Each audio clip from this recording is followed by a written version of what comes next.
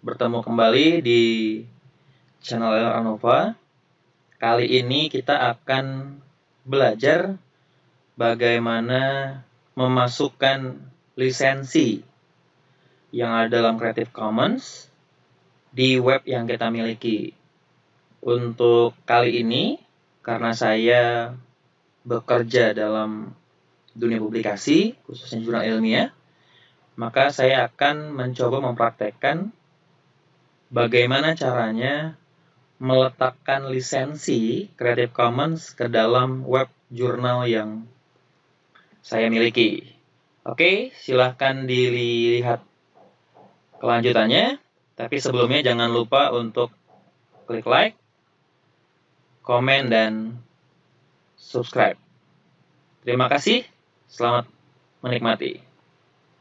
Baik, tahap pertama untuk memasukkan lisensi Creative Commons ke dalam web jurnal yang kita miliki adalah kita membuka dua buah alamat web. Yang pertama itu adalah creativecommons.org. Ya, ini tampilannya seperti ini. Tidak perlu melakukan pendaftaran, ya, bisa langsung. Oke, lalu yang kedua, kita juga harus punya jurnal. Ya, jurnal. Ini saya masukkan di home saja dulu. Ini home-nya. Tapi yang penting kita harus login dengan wewenang minimal sebagai jurnal manager. Karena kalau bukan jurnal manager, nggak bisa. Misalnya kita dikasih aksesnya hanya editor atau reviewer atau mungkin malah author, ya nggak bisa melakukan pekerjaan ini. Ini dilakukan oleh level jurnal manager. Jadi kalau sudah ada jurnalnya, kita sudah login dengan jurnal manager, kita bisa mulai action di Creative Commons. Oke, kita mulai. Nah, di sini tujuannya adalah kita menempelkan logo lisensi sehingga orang lain nanti yang mengakses web kita bisa memahami apa saja yang boleh mereka lakukan dan tidak boleh mereka lakukan. Oke, langkahnya langsung saja ya. Ya, ini ke bawah seperti itu. Ya, langkah awalnya tinggal klik saja share your works. Kita ingin share. Oke. Nah, di sini langkah-langkahnya, pilih lisensinya apa, optional infonya masukkan ke sana, lalu kita dapat lisensinya. Langsung mulai ya, get started.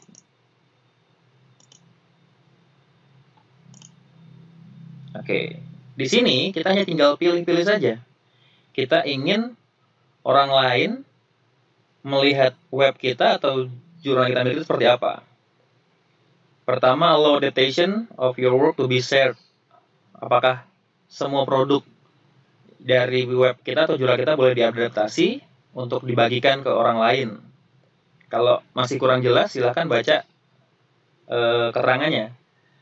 Ya, kalau kita bilang yes, berarti kita mengizinkan orang lain untuk copy, mendistribusikan, menampilkan, perform, dan segala macam, termasuk turunannya, gitu, turunannya. Kalau no, kita nggak izinkan sama sekali. Kalau yes, as long as others sell alike, ini artinya kita mengizinkan selama mereka menampilkan seperti apa adanya, gitu, dengan produk itu. Biasanya saya memilih yes, as long as others sell alike. Nanti ini akan berubah-ubah ya teman-teman. Kalau kita bilang no, nah gitu. Kalau kita bilang yes, nah gitu ya. Kalau share alike tuh ada pilihan lainnya nanti. Lalu allow commercial use. Kita baca lagi. Kalau kita setuju berarti kita setuju orang lain menggunakan untuk maksud-maksud komersial diperjualbelikan. Tapi kalau kita bilang no berarti nggak kita izinkan untuk komersial. Saya biasanya pakai no. Oke, sudah. Kalau sudah selesai, kita tinggal download saja ini. Ini bentuknya HTML ya teman-teman. Kita mau normal icon boleh, silahkan. Mau compact icon silahkan. Gitu. Nanti tampilnya di sini seperti ini. Kalau normal ini, compact icon ini. Nah mungkin yang jelas ya ini ya. Saya suka ini. Jadi CC BY ND SR gitu. Ini tinggal kita copy saja. Copy. Lalu kita pindahkan ke web jurnal tadi yang sudah terlogin sebagai Journal Manager. Kita klik user home. Oke, kalau sudah muncul kita masuk ke Journal Manager. Oke, ya, di sini Journal Manager. Ya, di bagian setup. Ya, bagian setup ini untuk setting 5 langkah jurnal. Mudah-mudahan saya tidak salah, ada di bagian paling akhir, di bagian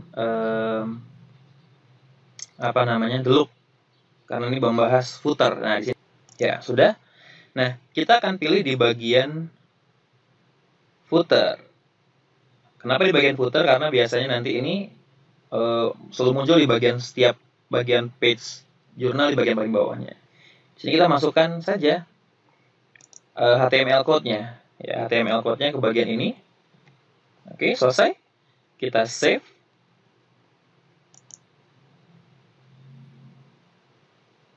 Jika berhasil, maka di bagian bawah, nah, selalu muncul ini. Oke, ada CC, lisensinya BY, NC, lalu SA, share alike. Oke, itu yang bisa saya sampaikan terkait pembuatan lisensi di dalam jurnal kita. Yang saya gunakan untuk OJS 2, dan ini berlaku sama sebenarnya untuk OJS 3 pun bisa. Oke, terima kasih. Sampai ketemu lagi di video yang lain. Sekali lagi jangan lupa like, komen, dan subscribe. Aktifkan lonceng untuk menjaga channel ini tetap aktif. Terima kasih.